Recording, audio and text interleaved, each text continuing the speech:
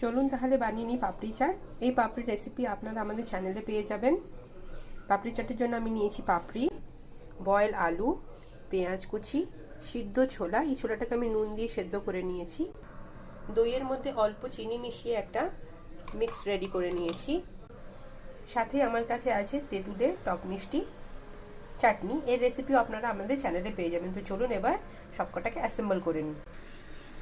ফার্স্টে দেবো পাপড়ি, দেন দিলাম আলু বয়েলড, তারপরে দিয়ে দেবো আমি এখানে পেঁয়াজ কুচি, সাথে দিয়ে দেবো আমি এখানে সিদ্ধ করা ছোলা, দিয়ে দেবো এখানে দই, সে মিষ্টি চিনি মিক্স করা দই,